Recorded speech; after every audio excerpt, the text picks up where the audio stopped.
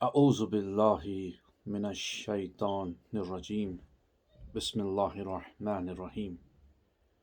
علی book club کے تمام مومنین کو سلام کا نذرانہ پیش کرتا ہوں، اور جیسے کہ سب جانتے ہیں کہ ہر مہینہ ہم ایک دن مقرر کرتے ہیں جس دن ہم ایک کتاب کو چنتے ہیں اور اس کتاب کا مطالعہ کرتے ہیں۔ اس کتاب پر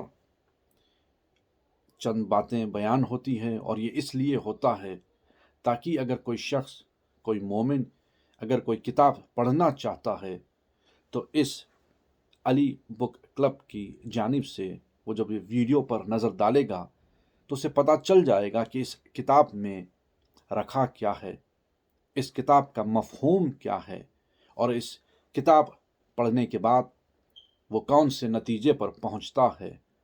تو اسی طرح جیسے کہ آپ سب جانتے ہیں، علی جناب محترم مصطفیٰ بھائی کی جانب سے یہ علی بک کلب کا ایجاد ہوا تھا، اور انہوں نے مجھ سے بھی گزارش کی، تو میں نے بھی اس بار ایک کتاب کو چنا ہے۔ یقین جانیے بڑی دلچسپ کتاب ہے، اور ہر مسلمان کو اور کم سے کم شیعان علی کو اس کتاب کو یا اس کتاب کی طرح کتابوں کو اپنی زندگی میں ایک بار ضرور پڑھنا چاہیے۔ میں نے جو کتاب کا انتخاب کیا ہے اس کتاب کا نام ہے ٹیلز آف دا جن۔ اسے لکھا ہے ڈاکٹر ابراہیم عباسی نے، اور یہ ٹرانسلیٹ کیا گیا ہے اسے انگلش میں ناصر کریمی صاحب نے۔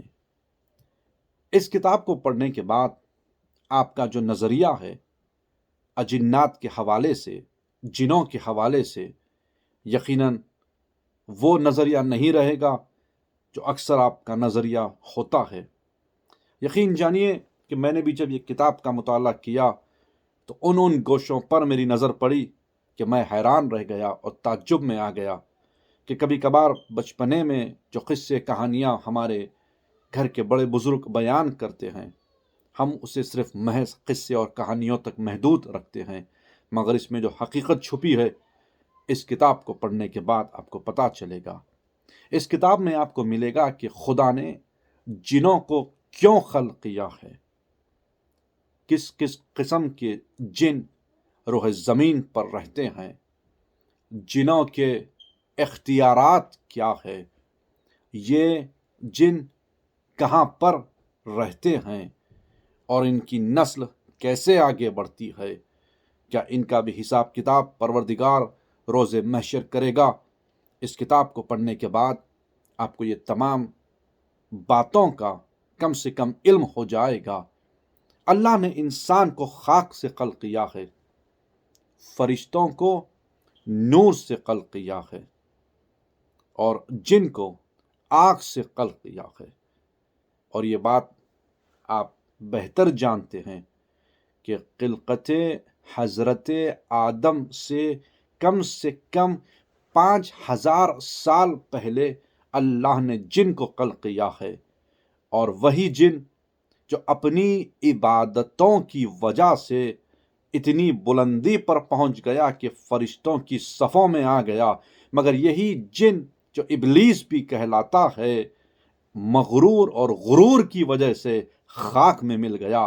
اللہ بتانا بھی چاہتا ہے تم اپنے عبادت کی بنیاد پر بلندیوں پر تو پہنچ سکتے ہو، مگر جس دن وہ عبادت کی حوث تم غرور کرنے لگو گے پھر تم وہاں سے ذلیل اور رسوا ہو جاؤ گے۔ اس کتاب میں آپ کو ملے گا، اور عزیزو اس کتاب میں ملے گا کہ کچھ ایسے جن ہیں جو ہوا میں پرواز کرتے ہیں، کچھ ایسے جن ہیں جو سمندروں میں سفر کرتے ہیں، کچھ ایسے جن ہیں جو جانور کی شکل اختیار کر سکتے ہیں۔ خدا نے انہیں یہ صلاحیت اور اختیار دیا ہے کہ وہ جانور کی شکل اختیار کر سکتے ہیں، اور کچھ ایسے بھی جن ہیں جو انسان کی شکل اختیار کرنے کی صلاحیت رکھتے ہیں۔ خدا نے یہ اختیارات دیے ہیں، وہ کسی بھی انسان کی شکل اختیار کر سکتے ہیں، مگر کوئی جن کسی پیغمبر یا نبی یا اللہ کے ہادی کی شکل اختیار نہیں کر سکتا، کوئی جن امام کی شکل اختیار نہیں کر سکتا۔ دنیا سمجھتی ہے کہ جن انسان سے زیادہ طاقتور ہے، مگر قول معصوم اور قرآن بتاتا ہے کہ انسان سے زیادہ افضل کوئی نہیں ہے، جن بھی اس سے زیادہ طاقتور نہیں ہے، کیونکہ جو حضرت سلیمان کا واقعہ آپ نے پڑھا ہوا ہے کہ جب وہ اپنے تخت پر بیٹھے ہوئے تھے، انہوں نے کہا کون ہے اس دربار میں جو تخت بلقیس کو منگا لے؟ بز میں ایک جن بیٹھا ہوا تھا، کیا کہا تھا اس نے؟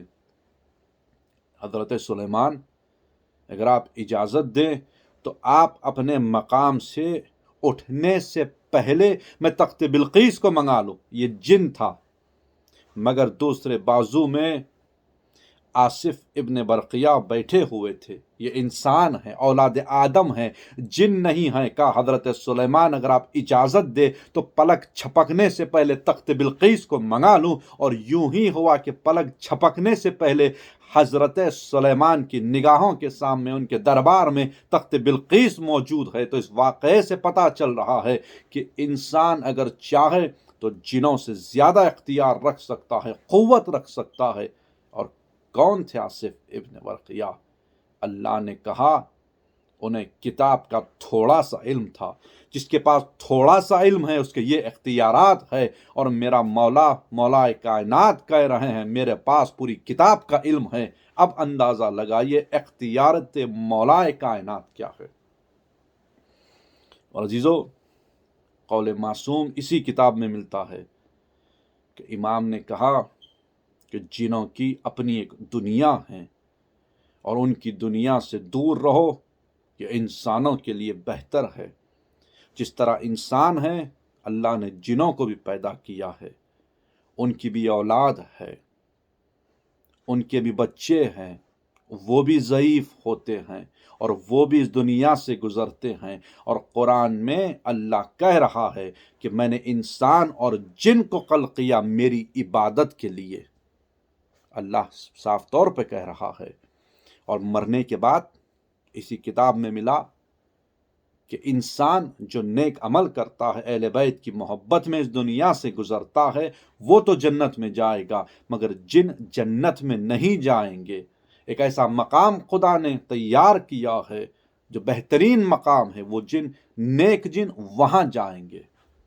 اور جنوں میں بھی مومن جن ہے، منافق جن ہے، کافر جن ہے، بے ایمان جن ہے، اچھے جن ہیں، برے جن ہیں، ہر قسم کا جن ہے۔ اور جو نیک جن ہوتے ہیں، اہل بیت کے ماننے والے بھی ہے اور اہل بیت کے دشمن بھی ہے، خدا کو ماننے والے جن بھی ہے اور خدا کے دشمن بھی جن ہے۔ ان کا حشر ان کے اعمال کے مطابق ہوگا۔ اور ہمارے مولا کائنات صرف انسانوں کے امام نہیں ہیں بلکہ جنوں کے بھی امام ہیں، اور واقعات بے شمار ہے۔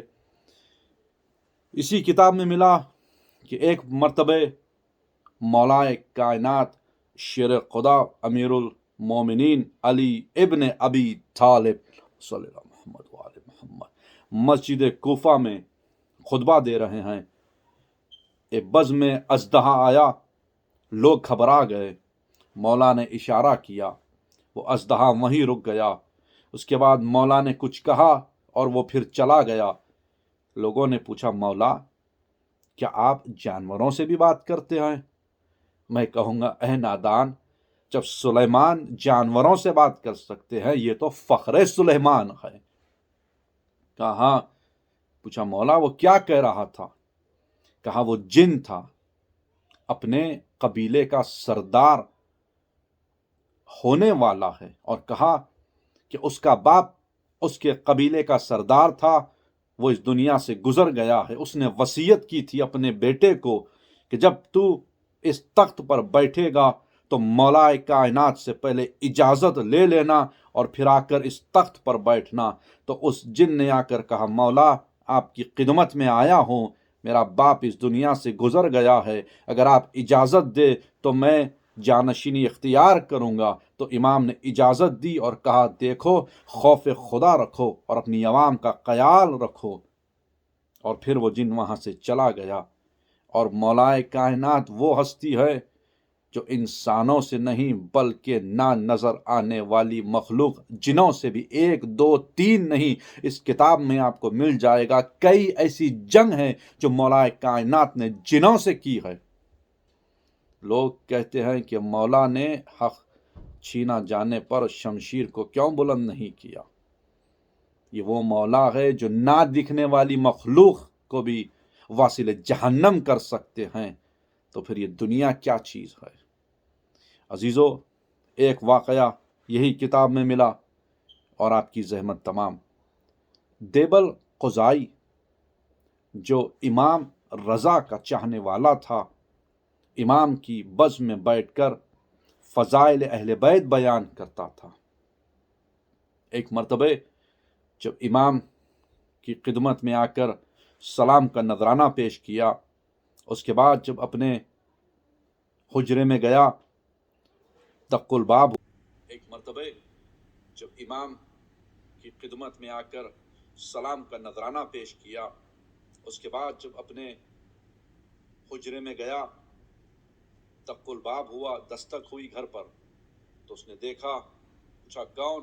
جب وہ شخص آنے لگا، دیبل کا چہرہ پریشان ہو گئے، دیبل ماتھے پر پسینہ آیا، بدن لرزنے لگا کہ ایسی مخلوق آ رہی ہے کہ اس سے پہلے دیبل نے اس مخلوق کو نہیں دیکھا تھا۔ تو پوچھا بھائی آپ کون ہے؟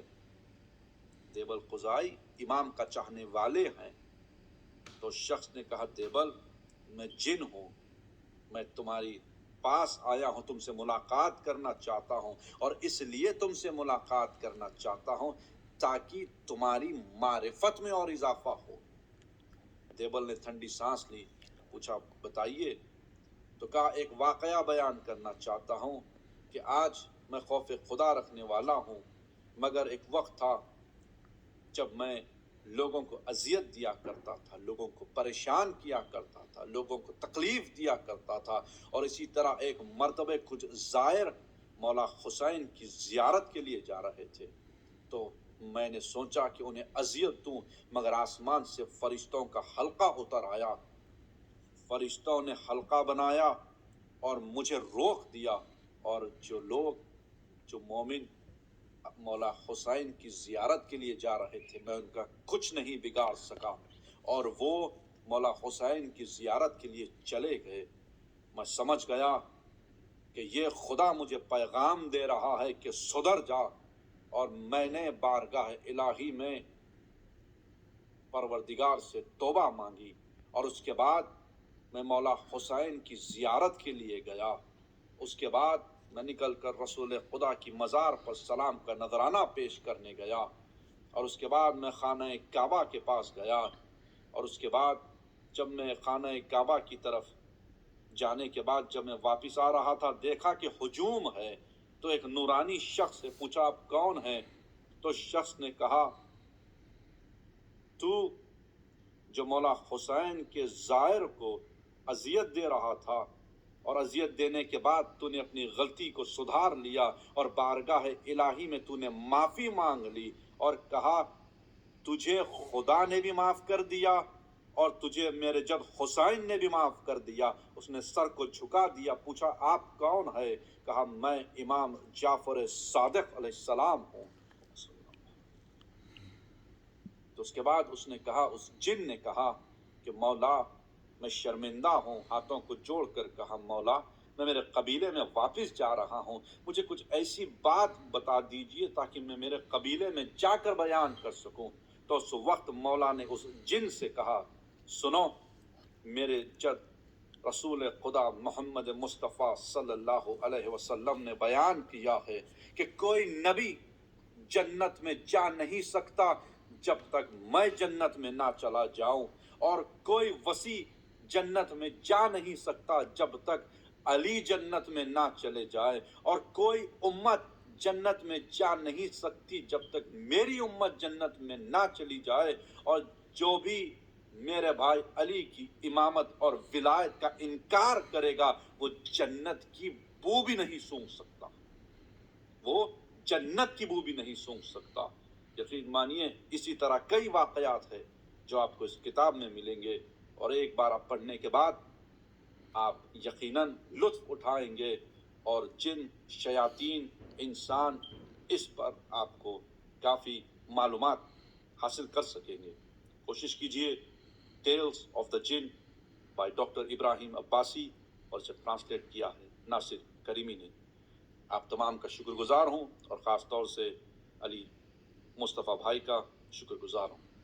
खुदा हाफिज़।